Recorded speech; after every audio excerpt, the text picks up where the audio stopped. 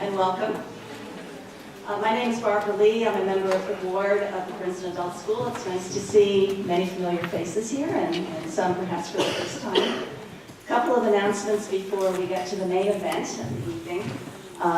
We have been testing your patience by moving you around town at various venues this term. That really wasn't our plan, but sometimes, as you know, plans get changed. Next week, we will be back here with Joshua Guild, who's a professor at Princeton University. The topic he'll be speaking about is Trayvon's Lament. That's the title of his talk, and he'll be talking about race relations and civil rights over the last 75 years. I've had a chance to speak with him by phone, and it's going to be an absolutely wonderful talk, so I'm sure you'll all want to come. A second reminder, as you recall, this is our 75th anniversary, and we're giving ourselves a big party. Actually, we have some very kind donors who are giving us a big party on May 4th, which is a Sunday, from 5 to 7 at Yasna Purana. You'll be hearing more about that in the ensuing weeks, but if you don't have it on your calendar, we hope you will put it on your calendar. We'll be auctioning off some priceless items, many of which are human. And you'll be learning more about that in a little while as well. But you're in for a very special treat tonight. Our speaker, Dr. Nancy Snyderman, is Chief Medical Editor for NBC News. You actually may have seen her tonight on NBC Nightly News. She broadcast from her home in Princeton so that she could be here with us tonight, which was very nice of Brian Williams to say, yeah, you can do that. I suspect she didn't give him any choice. You've probably seen her in a helicopter in the Philippines, reporting on the aftermath of the typhoon, in a mud floor tent in Lebanon, talking to Syrian refugees, or in Haiti, comforting a dancer who lost her legs in the earthquake. Perhaps you saw her reporting from the Olympics in Sochi. Or you may have seen her report on important health developments for NBC News, particularly those related to women's health. That's what she was talking about tonight, as a matter of fact, on NBC Nightly News, as well as caregiving and end-of-life planning. She also appears on Morning Joe on MSNBC, and she never sleeps. But there's a lot more to know about Nancy Snyderman. Nancy grew up in Fort Wayne, Indiana, the eldest of 4 children of a surgeon and an artist mom. She's a board-certified otolaryngologist, and it only took me 9 years to learn how to pronounce that. That's a surgeon specializing in cancers of the throat and neck.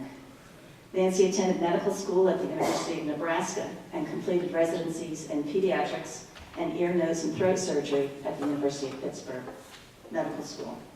She then joined the medical staff at the University of Arkansas. After filling in one night for another doctor with the ABC local affiliate in Arkansas, in Little Rock, where she was asked to explain some complicated medical thing in terms that we would all understand. She was so good at it that her TV career was born. I don't think they ever asked the other doctor to come back. The TV folks loved the way she explained things, and you will benefit from that tonight. Nancy then moved to San Francisco and combined a busy surgical practice with an increasingly demanding TV career, appearing regularly on ABC's Good Morning America and 20/20 for 17 years. Fortunately for all of us, she then moved to Princeton in 2004 and became Vice President for Consumer Education at Johnson & Johnson. But the pull of TV was stronger than the pull of corporate America, and she joined NBC as its chief medical editor 2 years later. She's also on the board of General Electric's Health Imagination, as well as the Institute for Healthcare Improvement and the Foreman School in Litchfield, Connecticut. She's on the faculty in the Department of Otolaryngology, head and neck surgery at the University of Pennsylvania. She's the author of 5 books on health and wellness issues, peer-reviewed medical journal articles, and a monthly column in the AARP magazine. Nancy has received numerous awards recognizing her excellence as a journalist, several Emmys, an Alfred I. DuPont Award, Edward R. Murrow Awards, and a Gracie Award. She's also a Kellogg Fellow. Woman's Space in Princeton honored Dr. Nancy in 2009 with the Barbara Boggs Sigmund Award for her work on behalf of women's health and wellness. She has also served on the boards of Corner House and Trinity Counseling Service. But here's what's really important about Nancy Snyderman. She's a smart, perceptive, insightful, articulate, funny, warm, generous, and loving person. She has 3 children, Kate, Rachel, and Charlie. You may have seen Nancy's piece on Kate's meeting with her birth mother last October on NBC. Kate and Rachel are in graduate school, and Charlie's a college freshman. And in the 10 minutes each month that Nancy has to herself, she loves to ride her horse and to hike. She has a wicked sense of humor. She's a devoted daughter to her elderly parents, for whom she is the caregiver, and an extraordinary friend. As I said, you're in for a treat tonight. Dr. Nancy is going to explain for us what has been happening in healthcare, from the iron lung to designer jeans. Please help me welcome Dr. Nancy Snyderman.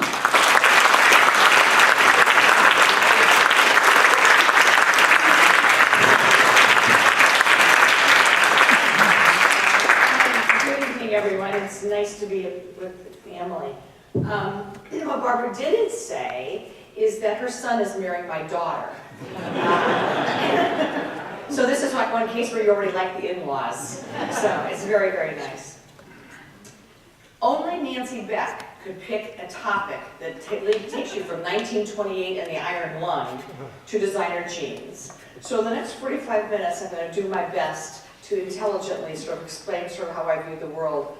But as Barbara alluded to, it's hard to talk about medicine passionately without having strong opinions. And about some things I have very strong opinions, even when they're not popular in certain pockets of the country. So I'm going to take you sort of through how I see medicine and what I think the big topics have been over the last 80, 90 years, and where I think we're sort of losing our way. And then, because it's a nice sized group, what I'd like to do is open this up for questions and answers, because I usually find that the best stuff comes from people who are in the audience. So let me start for a second and tell you a little bit about me.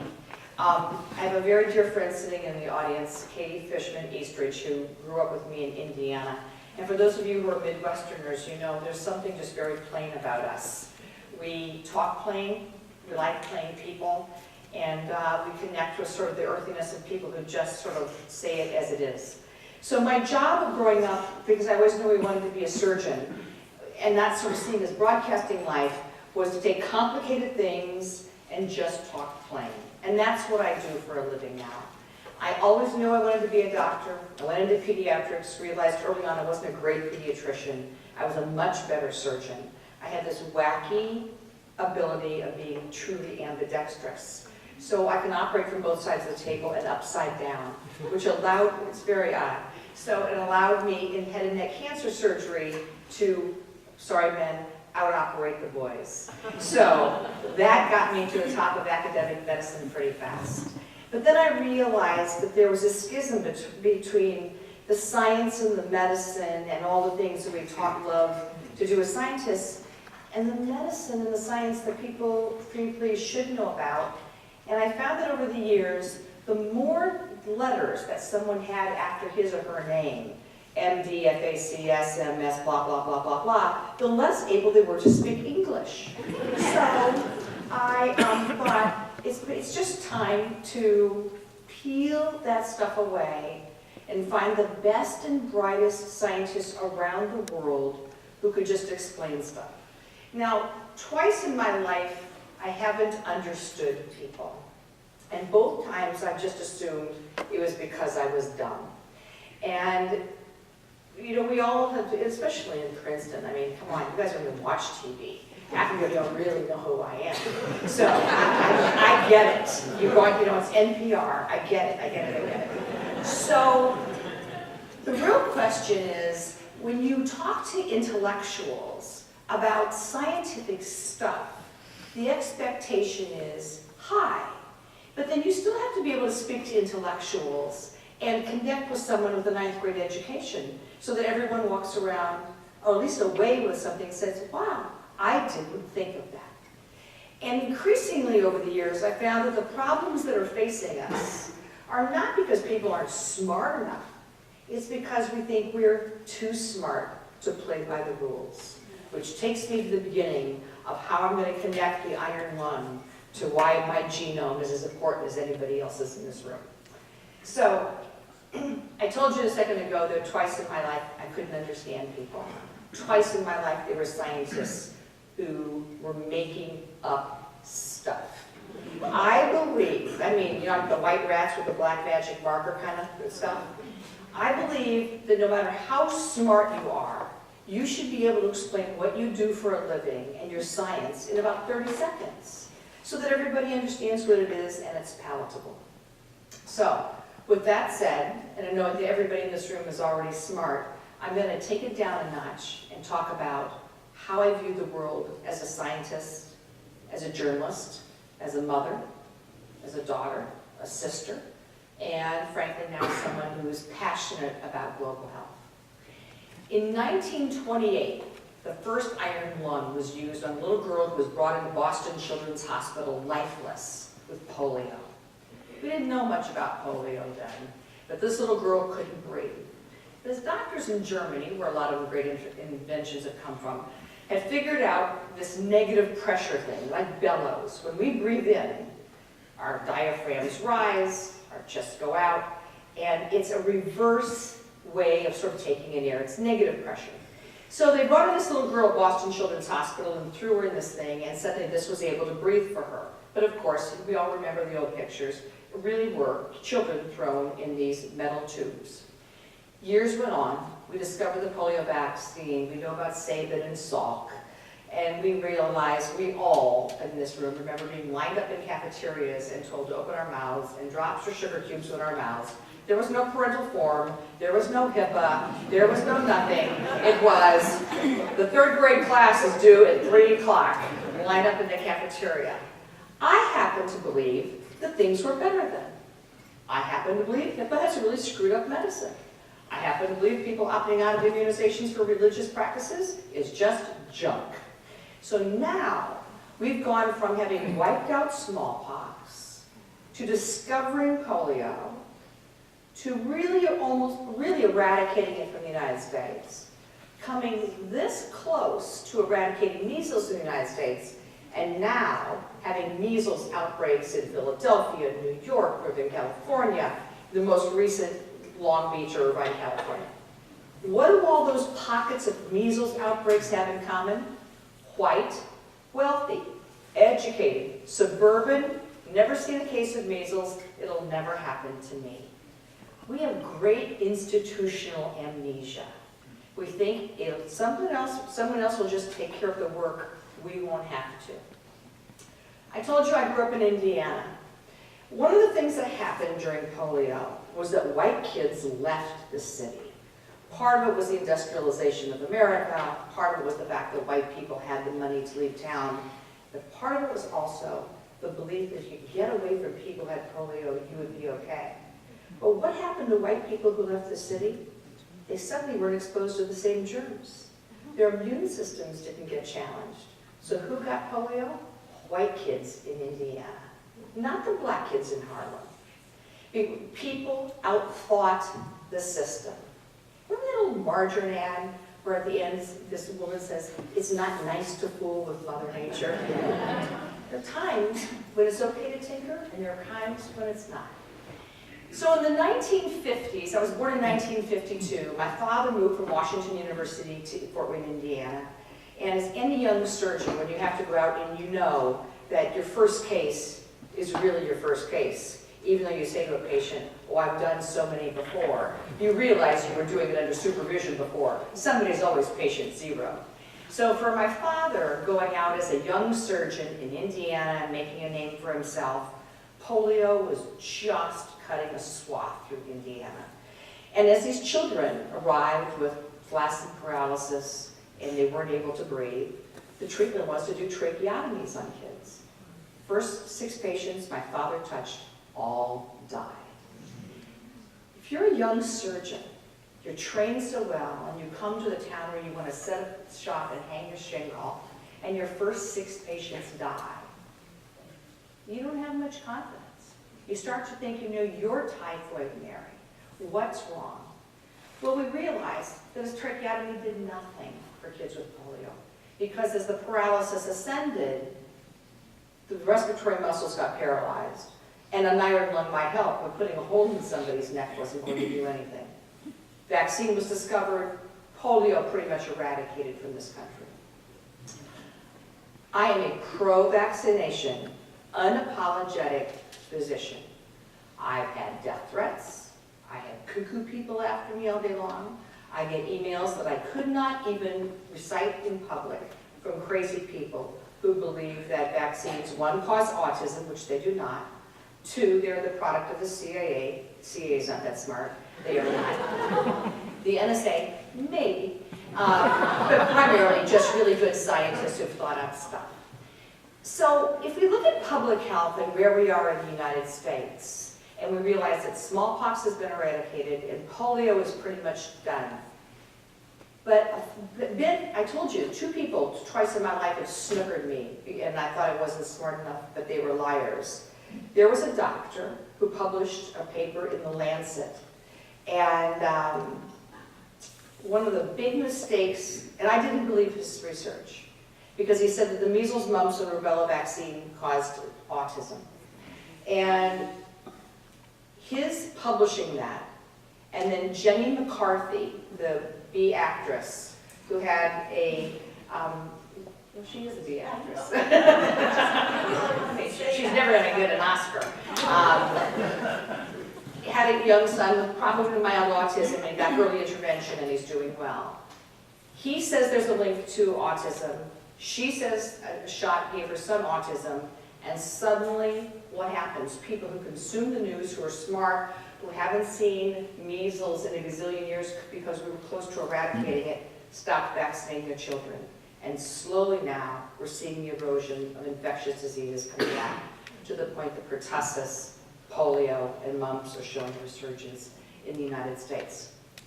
Interestingly, this doctor not only lost his license in England, The Lancet, for the first time ever in a medical publication of that caliber, retracted the entire article.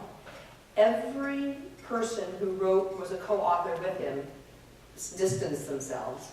And he came to the United States and set up shop near outside of Dallas until he lost that job. I tell you that because he published the paper in the late 1980s. And the repercussions of bad science in a prestigious journal undermined the American medical system in a way that I don't think many of us saw coming. And the reality that for those of you in this room who've had cancer, you have diabetes, you're dealing with health problems, the idea that you could, at McCaffrey's, brush up against a 5-year-old who's carrying an illness that you could succumb to is, I think, one of the great sins against humanity. I don't think people have a right to opt out and hurt their fellow human being. In fact, I think we have a responsibility to take care of our neighbors. It's the Indiana in me. We look out for each other. So if we need 95% of us or 90% of us to be immunized so that we have this herd immunity, so we protect the most vulnerable, that's what we should strive for. So, I've been very vocal, having just returned from Syria, where there have been several documented cases. There are now 3 countries in the world that are having polio problems: Syria, Pakistan, and Nigeria. 2 for obvious instability, and Nigeria for other political reasons. But usually the collapse of a political government abroad is what disrupts immunization programs. But I so fervently believe that we have to get our intellectual act together and re-embrace the prevention of illness and not treating illness. That if we don't, it's our children and our grandchildren who are absolutely going to suffer. Because the simplicity of thinking you can get measles, mumps, rubella, oral polio, all those baby shots that we got have now led to the extraordinary shots that you can give your sons and daughters when they're 13 years old, human papillomavirus protection. Not because you want them to be sexually active, but because when they do have sex, you don't want them to die of cancer later.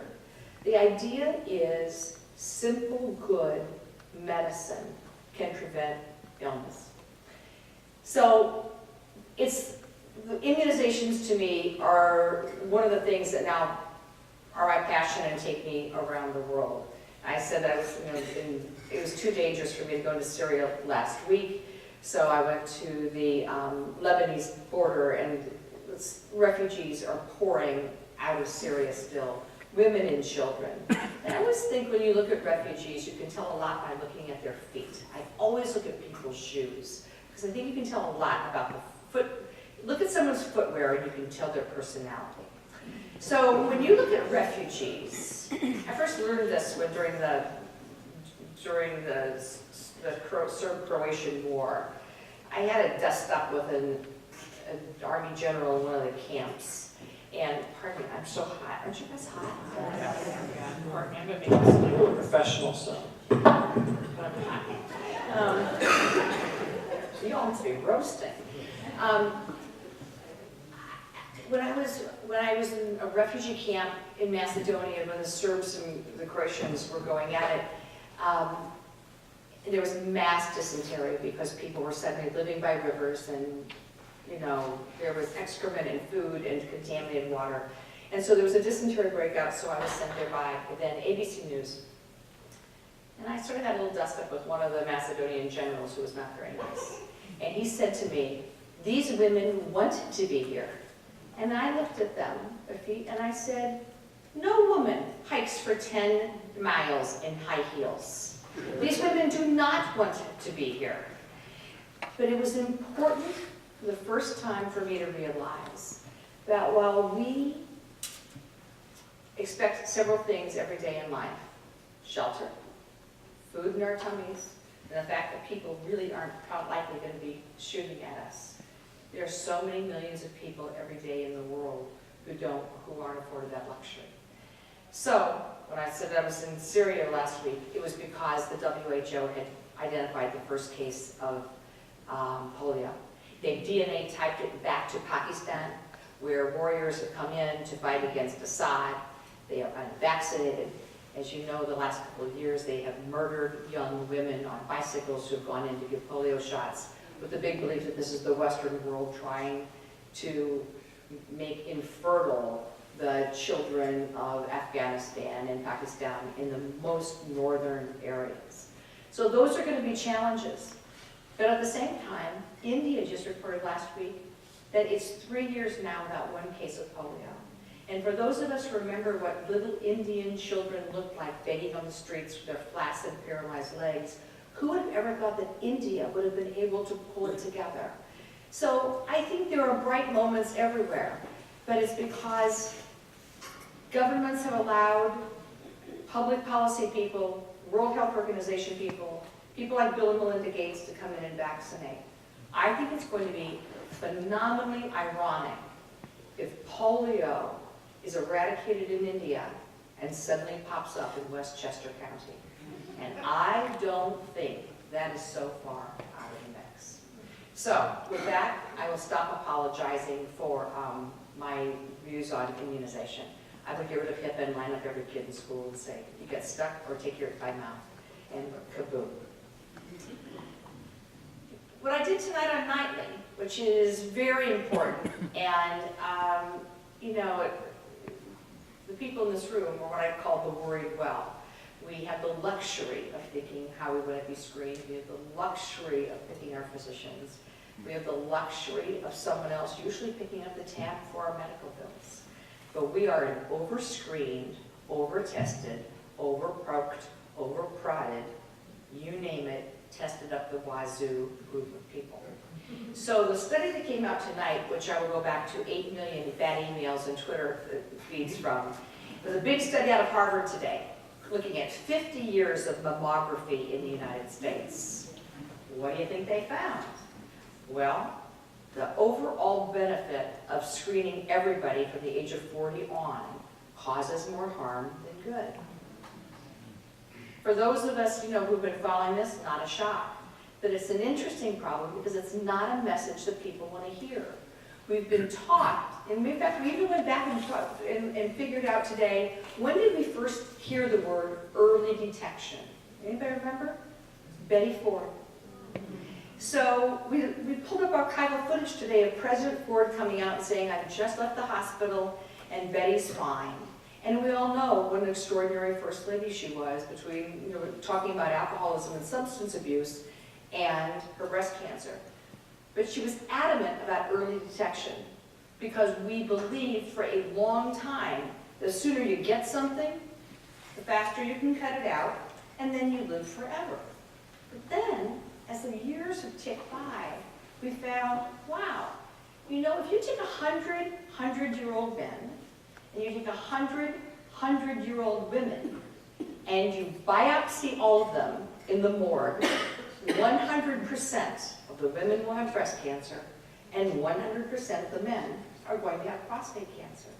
Because the #1 risk factor for most of these illnesses is age. Our immune systems peter out, viruses that maybe we were exposed to, environmental toxins, genetic switches, proteins, you name it, things happen.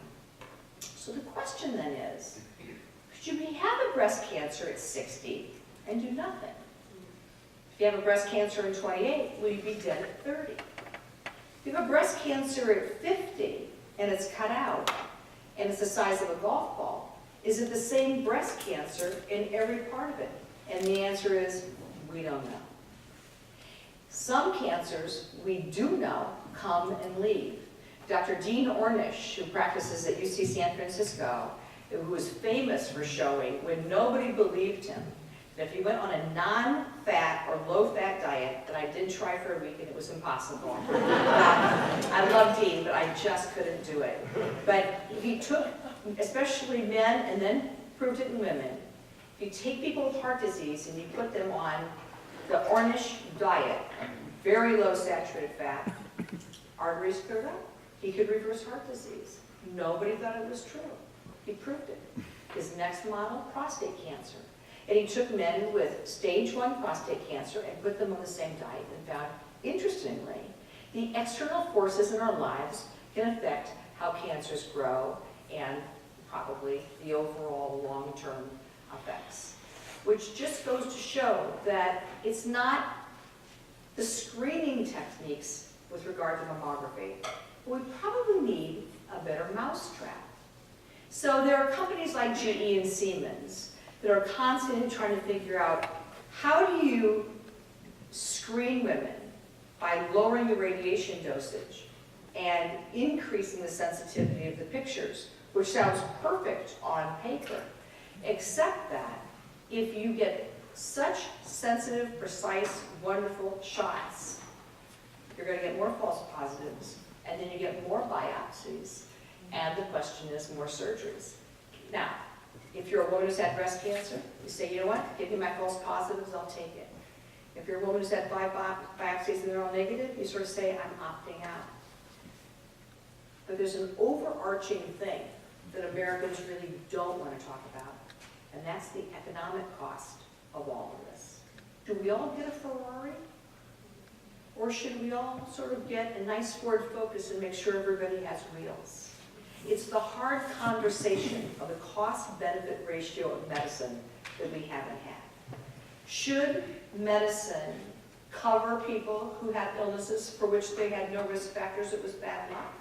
Should people who are morbidly obese, if you don't believe that's an illness and you believe that it's a lifestyle issue, and that person who develops diabetes and cancer or heart disease afterward, does the system owe them the same amount of money? They are the moral, ethical questions we haven't talked about in this country because disease is complex and we don't know. The White House today announced that 7.1 people have signed up for Obamacare. I have a 27-year-old daughter who's a proud owner of the Obamacare policy. I think the White House botched it, and they're really lucky they scrambled to get over 7 million people. I'm also old enough, and I don't care if anybody likes me anymore, I think we should have had a single-payer system. The White House had a chance to be brave, and they whiffed. So there was a way to do a single payer system and make sure that everybody got a little bit of something, and still let the insurance companies, you know, have a piece of the pie. But to think that we have 35 million uninsured Americans, and the White House today is bragging that we have 7 million people signed up, it would never get you from 7th grade to 8th grade. It just wouldn't work. So I happen to think there's more work to be done. I have surgeon friends in Germany. They bitch and moan about their reimbursement. I have surgeon friends in Paris. They bitch and moan about their reimbursement. I have surgeon friends in Canada. They moved to Florida because they wanted to be better. And now I have friends in the United States who are moving to Canada because they make more money there. It's not perfect.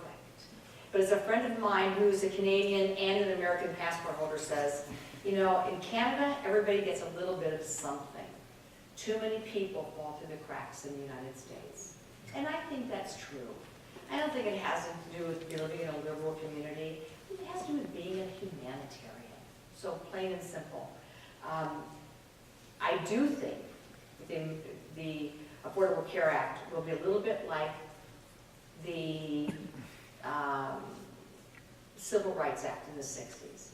I think this opened the door. The door's not going to close. And as the president said today, and I've had my issues with President Obama, but as the president said today, this law is not going to be overturned, folks. Republicans can go home now. The law's here. People have policies. Now we have to figure out how to tweak it and make it better. And I do think we have a moral responsibility to tweak it and make it better and make sure that more people have affordable health care. I cannot explain why some people are paying more when they had a policy before. There are a lot of imperfections in this thing, and I'm not a cheerleader for what happened, but I happen to think it's a step in the right direction. So the idea of imaging for something like breast cancer from the outside and over-studying people in hopes you find something little to prevent death is a lovely idea. The problem is it's never been proven.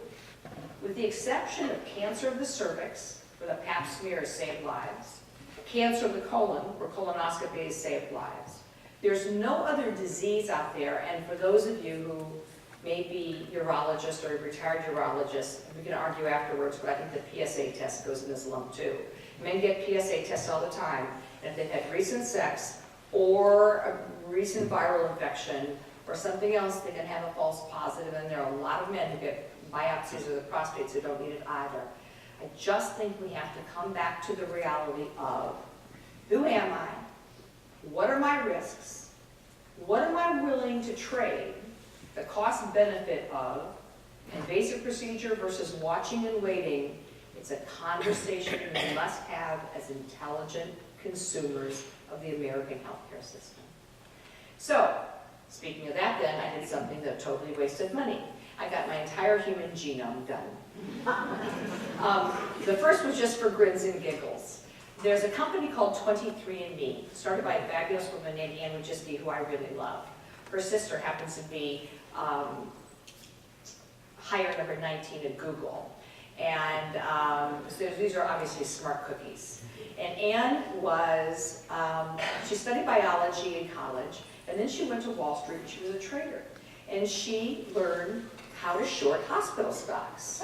In the bad influenza seasons, she invested in hospitals. If influenza wasn't bad, she sold up all the hospital stuff. And she started to play the system. And then one day she said, this is disgusting. So she took some money, married a very wealthy man named Sergey Brin, who started Google, and started a company called 23andMe, with the idea that with spit in a tube, you send it in, it's coded for privacy, and you can find out things like what's your percentage of Neanderthal, how much Ashkenazi Jew do you have in you, are you going to have curly hair, where did the red hair come from? Did it really come from mailman, or is it really in your family? So because I have crossed the ethical line millions of years ago, trading on my family to make great television, had my entire family spit into a tube, mom, dad, And also I realized how often you get 3 generations in a family to really sort of put the DNA map together. So my mother and father spit. My siblings spit, 3 plus me. 2 doctors, 2 who can't stand the sight of the hospital. My 3 children, 1 adopted, 2 biologic. We did not include spouses. We've decided that was just going to be too complicated. So we just kept it the Snyderman family. And we spit and found out fun stuff. We found out where my mothers came from, from Northern Europe. We found out where my father came from Eastern Europe. And commonalities and certain risks for certain illnesses. For instance, we now know 3 or 4 genetic hits for Alzheimer's. Doesn't mean you're going to get it, but if you get 3 or 4 out of 4, the propensity is pretty great. And some people will say, well, I don't want to know if I get Alzheimer's. The reality is, yeah, you do. Because you know what? If you're sneaking the occasional cigarette and you are drinking vodka during the middle of the day when no one's watching, you want to stop that stuff. If you're living by yourself, you might want to make friends. If you don't belong to the Princeton Adult School, you should join. If you don't have a dog, you get a dog. Because all those things, if you don't like young people, you learn to get over it. Engage young people. Because all those things make your neurons start to hook up. This morning, a crazy little report about coconut oil. Remember how we were all told to throw it away? Well, this morning, guess what? It's back. Now everyone says it's good for your brain. We don't know where it's going. But increasingly, we know that there's a propensity that the genes you're born with are going to predetermine to some extent what's going to happen to you. Which was why I've never believed that insurance companies should ever ding you for a pre-existing condition. If you're born, you have a pre-existing condition. We just don't know what it is yet. But we do know that some things turn on switches that make things bad. Cigarettes do. Alcoholism. Risky sexual activity. Not getting enough sleep. Too much stress during pregnancy. We know that the potato famine in Ireland created something that we didn't create it, but it allowed us to understand something called epigenetics. That the people who starved in Ireland and were stressed for just sheer survival reasons and emigrated to the United States had normal kids. But their grandchildren had a much higher risk of heart disease than anyone else. So those genetic switches that start to turn on and off in families, you start to see a pattern.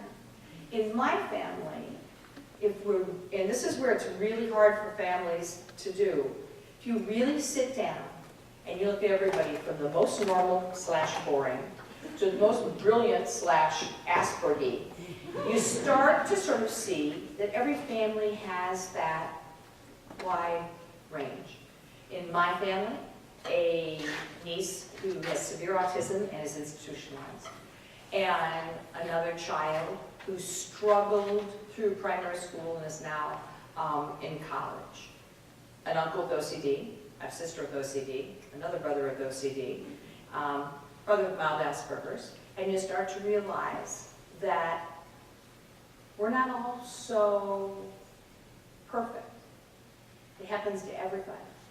We are, in fact, a reflection of what's happening in the United States of America, which takes me to the autism issue. Tomorrow, you're going to watch people in the public eye dress in blue for autism. I already told you that we've dispelled absolutely 100% the idea that autism was caused by vaccines. But a report last week from Rockefeller University, which was brilliant, looked at scans of babies' brains in the 2nd and 3rd trimester and then correlated to these children when they were 2 and 3 and 4 years out and showed that, in fact, you can now spot autistic brain development in utero.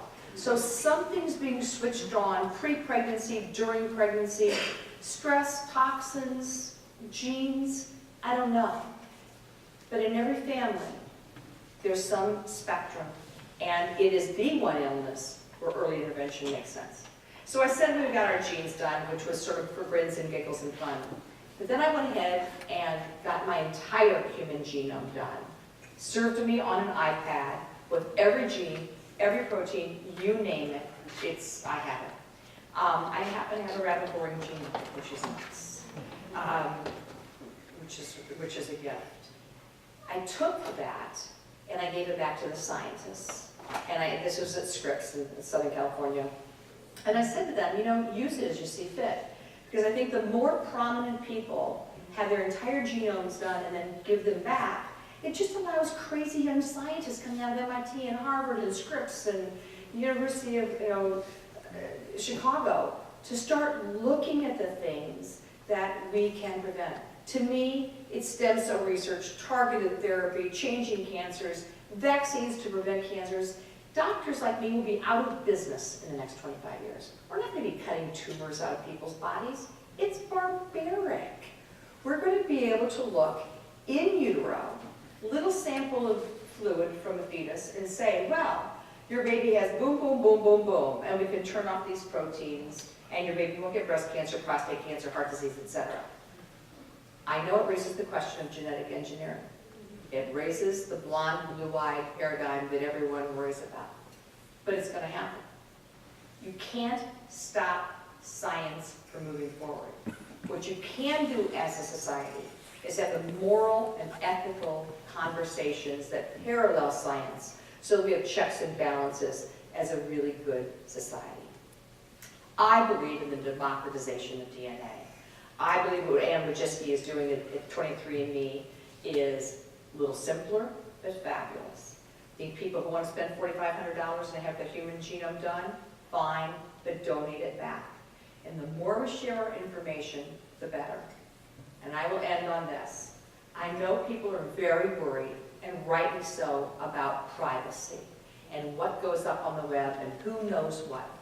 But I will tell you, there's that girl growing up in Indiana and watching the lady who would file the paper files in the local hospital. Don't think for a second she didn't peek when she got there.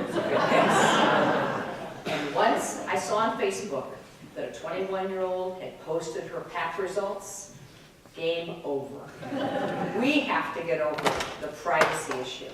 It's not this next generation. They think the more they share, the better. So I think they share too much. I think we're too worried about the democratization of data. There are pretty darn good laws in place to protect us now. So if we go from immunizations that prevent illness, through the designer genes that we have, to vaccines that can prevent cancer, to sharing the human genome that I think will absolutely alter the future of medicine, that takes me from the Iron Lung to where we stand today. So thank you.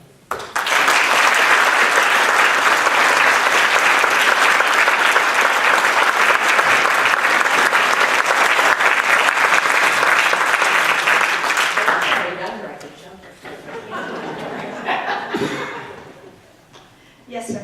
What can the medical profession do about the current wave and conservative community of anti-woman legislation that's right through many state legislatures? So the question is, what can the medical community do about the anti-women legislation? Are you talking about birth control and Hobby Lobby?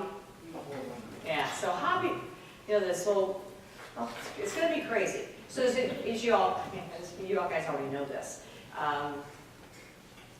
two conservative companies, one called Hobby Lobby, very closely family-held company, that said they do not pay for all contraception. And I told you that I'm an unapologetic pro-vaccination person. I'm an unapologetic feminist. I'm a child of the 60s. I inhaled. I don't apologize. I am who I am. So I believe, frankly, that if you want to be anti-abortion, you prevent pregnancy. So you can't have it both ways. So I believe that the more we allow young people to have access to responsible birth control, the better. Where things get hung up is define abortion. The definition in medicine is implantation into the wall of the uterus of egg and sperm and egg or fertilized egg. If it's traveling down into space and you blast it, scientifically that's not an abortion. But that's where the crux is right now in front of the Supreme Court. All my insiders at the Supreme Court tell me that there's going to be a compromise, that they are not going to let Hobby Lobby deny them in all contraceptives. But they'll say there are 13 on the market, we give you 12 if we don't agree, and the last thing like the morning after pill, et cetera, et cetera, et cetera. My concern is there's an erosion of access. And when states like North Dakota brag, we didn't have one abortion last year. Of course, there are no abortion clinics. Why would you have an abortion if there's no place to go? So I worry that there's an erosion of women's rights. And doctors have been phenomenally quiet. Phenomenally quiet.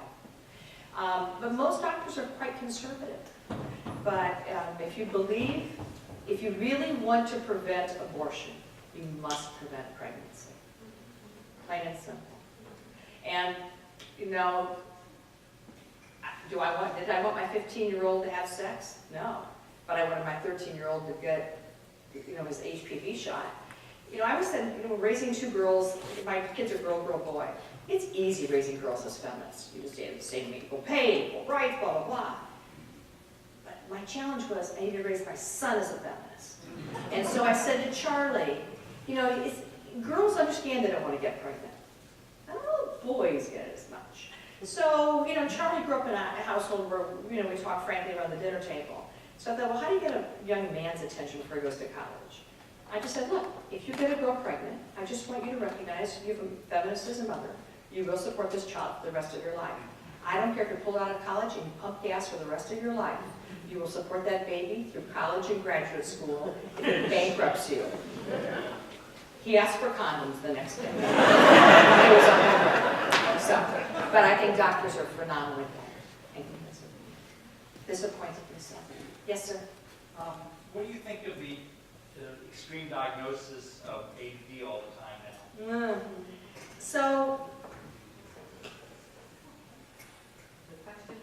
I would have to sort of think. The question is, what I think about the extreme diagnosis of ADD. A couple of things. One, we've widened the parameters. It used to be a very wide parameter of kids with ADD who really were so disruptive in class that teachers couldn't teach the other 12 kids. Well, what's happened in public schools, they're now 30, 35 kids. And I think some of the ADD diagnosis is boys are boys. And we have taken these kids and we've stuck square pegs into round holes. And we've abandoned experiential learning. But I speak, I speak from experience because my son was kicked out of Montessori school. I didn't know that you could get kicked out of Montessori school. But if you can't do Montessori school in if you can't do circle time in San Francisco, you don't get to stay in Montessori. And Charlie didn't like circle time. So it started to be on this whole quest of what's normal and what's abnormal. And I think we've jumped the shark. Yes? All of the advances that you have described are really thanks to basic research in biology and medical sciences. And today we have such a cutback in the federal funding that 95% of applications are being turned down and laboratories are being closed.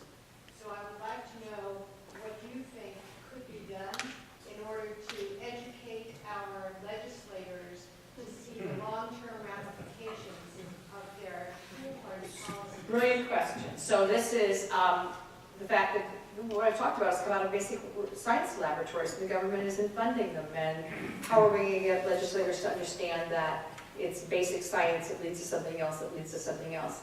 I don't think they're going to get it. I think Congress is stupid. And I think we are on the verge of having a scientifically illiterate nation. So, if you look at NIH funding, who gets funding? Because I used to do that. The people who've proven stuff get more money. And then the more they prove, the bigger the labs, they get more money. The outlaws, the crazy kids, the ones with the wacky ideas, they're not getting the $5,000, $10,000, and $20,000. I think there should be a certain partition of the NIH that just looks at the wacky stuff and start seed funding these kids. It's exactly the Silicon Valley approach to, if you've done it in a garage, it must be cool. We'll throw millions at you. But the NIH doesn't work that way. And Congress thinks nothing of slashing basic science because they don't understand that basic science is what got us through polio. It's what eradicated smallpox. It's what giving us bionic arms. So unfortunately, I don't think we can turn to the federal government anymore for funding. I fervently believe that it's going to be big corporations looking for small, young, fast innovators, and they're going to scoop them up and they're going to do it themselves. And the government's moved too slowly. I mean, look at Francis Collins, who is a friend and I really like. The race to do the human genome. I mean, geez, the government was just plodding along, and Craig Venter said, screw this, I'm out of here, I'll create my own company, and he solved it. And they duped it out. I happen to like both men, but they had very clear visions for how to, to sequence that. And the government took a long time, and an entrepreneur did it really fast. Increasingly, I think the federal government is not entrepreneurial. And I think it hurts all of us. But Congress won't solve it. Yes, sir? What's your view on importing drugs from Canada? So importing drugs from Canada. Importing drugs from Canada doesn't scare me as much as importing drugs from China. You heard, I worked for Johnson & Johnson for 5 years. I don't like big pharma. I don't like big business. I'm, an Indiana girl who lived in San Francisco for 17 years. But I will tell you that my 5 years at Johnson & Johnson opened my eyes at how complicated it is to bring a drug from discovery to the market, and that good companies like Johnson & Johnson and GE are trying to do the right thing, but it's hard. We can argue about whether they cost too much and how much is in R&D, but when knockoffs come in under the radar and undercut profits, it hurts everybody a little bit. However, I can't defend the price of some of the medications that are on the market either. What worries me is the bioequivalency of medicine, and I think this is where the FDA has been very, very, very lax. If you take an aspirin and I take an aspirin, we expect it to be the same aspirin. But if you take a hard drug and I take a knockoff hard drug, I expect my knockoff to be the same. There might be 65% equivalency or 70%. And neurologists were the first ones to really say this, where they saw that some of the anti-seizure medications in their kids, the knockoffs didn't work. And then the cardiologist said, stuff doesn't work. And then the Lipitor knockoffs, they don't work as well. So it's not where they come, it's are they any good? I've been in Mumbai. There's a fascinating woman who has a company called Biocon.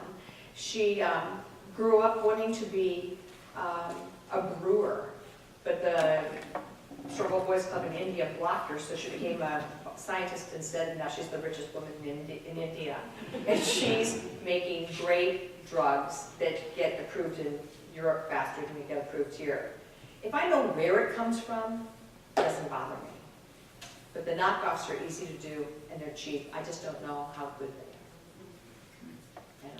Yes, in the back of the room. Can you talk about vitamins and nutritional supplements? Yes. It's a big, big industry.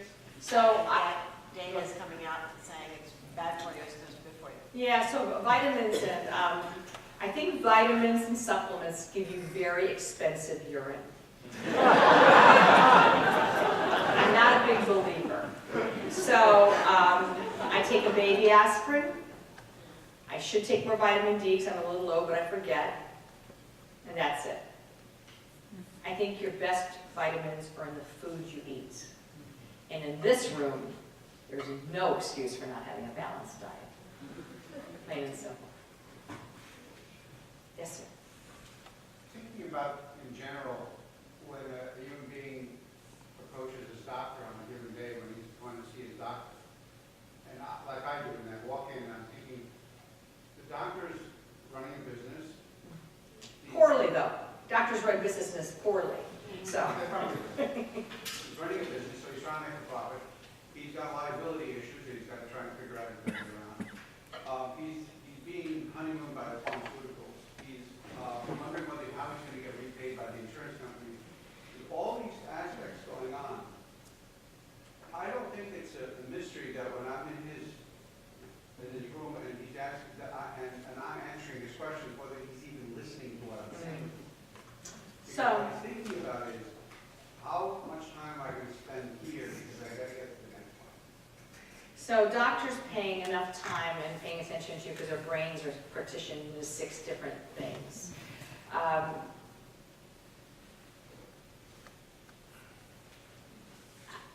I'll just push back a little bit. I don't think doctors are that partitioned, not worrying about a pharma rep or are they making enough money in the front. They are very worried about, are they seeing patients fast enough? And unfortunately, the amount that they earn, they've got to check off certain boxes that asked you 18 million questions that may not even pertain to the fact that you have a stuffy nose that day. We've made it backwards. You know, medicine wasn't all that broken when it was fee for service until some gluttonous people sort of ruined it. It was sort of okay once upon a time when farmers could bring Afghans and produce and barter happen. I sort of think barter is fine. But medicine has become a business, and it's become a lousy business. You know, doctors don't get rich. If you want to get rich, you go into plastic surgery or dermatology. Your average doctor is sort of slugging it out. And it's the government's made it harder, insurance companies have made it harder. Look, there are some pretty famous people who've been in and out of Congress associated with HMOs who made hundreds of millions of dollars denying you health care.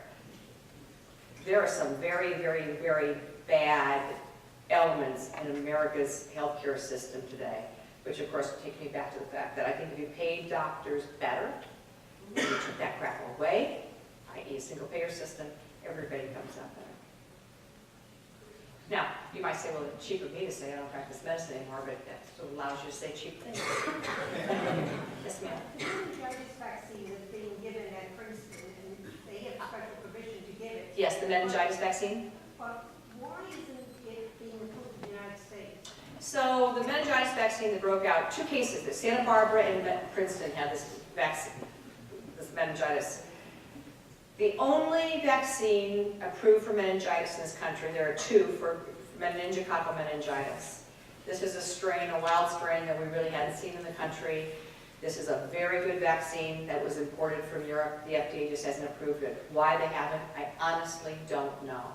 I was frankly pretty amazed that fast-tracked it into Princeton as fast as they did. I was very dismayed, though, the number of kids who signed up for their first shot and didn't come back for their booster. So now we have partially immunized pool of kids walking around who are going to be known carriers of meningococcus. What makes college kids so vulnerable is they don't sleep, they party hard, they're studying hard, their immune systems are low. Everyone's French kissing and sharing toothbrushes. It's a bad scenario for getting sick. And meningococcus loves that. So I don't think we've seen the last of this. Nancy, last question. Last question. Yes, sir. Enough of the practicality. When, in your mind, are we going to see things like Star Trek medicine? Oh, we're seeing Star Trek medicine. So here's what I think the future is. Like now. Everybody knows what telemedicine is. I'm here, patients in Harrisburg, Pennsylvania. On Skype, everybody goes, isn't that great? I just looked at somebody and I just diagnosed the appendicitis from a distance. Hogwash. Here's where we're going. Doctor is sitting in a console at the University of Pittsburgh, taking a tumor through a telescope, through the nose into the brain, and taking the tumor out. That is happening today. So we're no longer cracking heads open for tumors.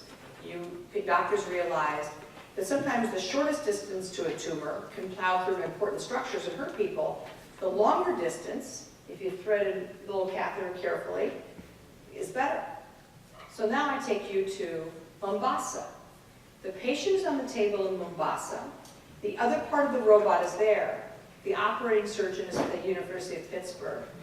Operating staff there, operating staff here. Assistants there, operating surgeon here with the robot going fiber optic or satellite. Absolutely doable. will be done in the next 10 years. Absolutely won't. Surgery between the big, great medical centers that are doing, and I do believe in centers of excellence. I do not think community hospitals, I don't think everybody should have everything. There are places, and I don't like advertising either, but there are places of excellence that do some things very well. The ability to remotely operate on a patient, I think, is just a few years away, and that's cool. Now, I'll hit you with the other thing. We have to reinvigorate the space program. We are shooting ourselves in the foot if we stop exploring, which it goes back to your basic science question. We can't stop exploring from whether it's microns or cells or outer space and then assume that we're still going to be scientifically dominant, because we won't. I think all of these things. So, thank you.